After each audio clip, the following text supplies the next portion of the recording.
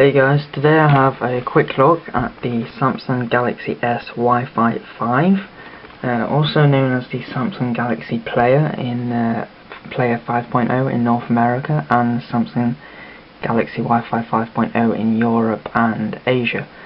Its official name worldwide is the YPG70, and I just wanted to do this video. I just got this yesterday to do a quick look, if you like, at the whole device itself. Quick, shoot a couple of specs out there, let you guys see what it's like.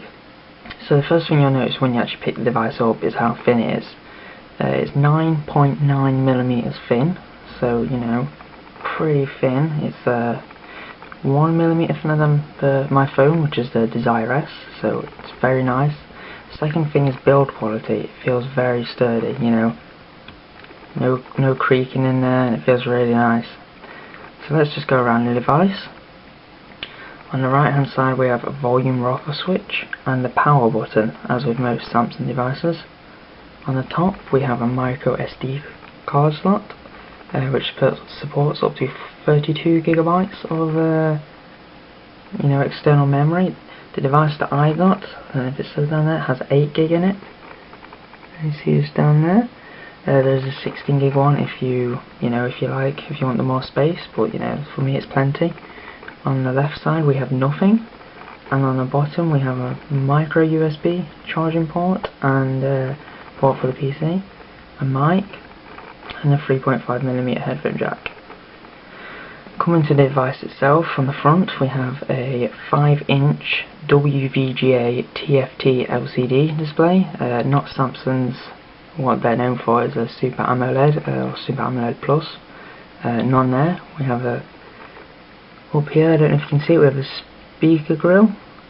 Very useful for, and actually one step before I say that, we have a VGA front-facing camera.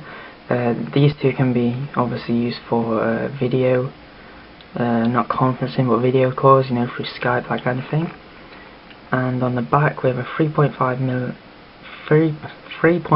megapixel camera, sorry about that, and an LED flash, single LED, and stereo speakers, which are just two speakers basically, and they do sound very nice indeed. Right, so we'll go back to this display. As I was saying, it's just normal LCD, it's TFT LCD, so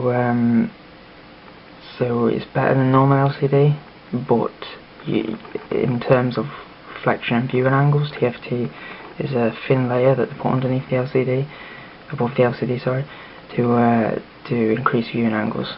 Okay, so at the bottom we have the home, back, and we don't know what you'll call that, this settings tab maybe. So let's just turn the device on.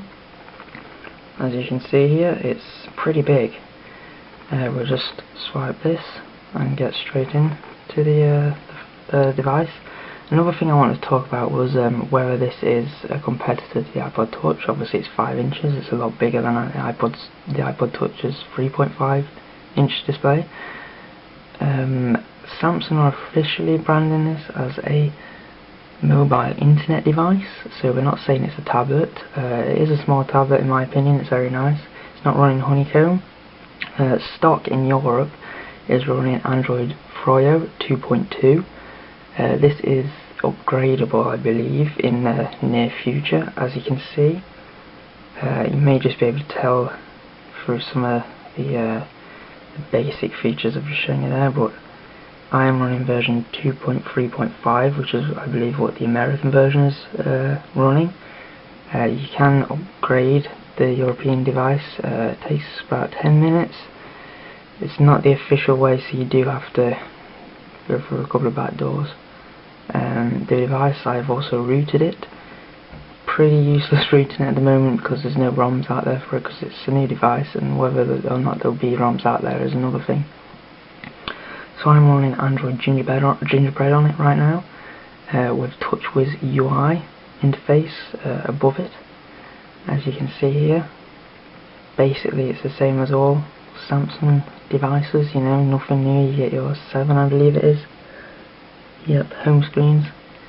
Another thing actually is the battery. The battery is 2,500 mAh, which is very large actually. That's, you do find that in maybe not tablets. Tablets you do get around 4,000, but in phones generally you get about 1,800, 1,500, but this is 2,500. So, and without the phone, it hasn't got phone signal, phone standby, that kind of thing. You can expect a lot longer battery life just with using the Wi-Fi, or if you're out and about, no Wi-Fi at all. I'm not going to run you through the software yet because as I said, I've only had it a day. It's basically Android. Android is Android. I did just want to mention one thing, was the display, the viewing angles. As you can see, they're fairly good. You do get some distortion maybe of the colours from very low angles. I don't know if you can see it on this camera because it's not a very good camera, but overall it's a nice display. You can see the pixels, like I said, it's WVGA resolution, meaning it's 840 by 480, I believe it is off the top of my head, which is the same in other phones, other phones that have smaller displays. I have a HTC Desire S, which has a 3.7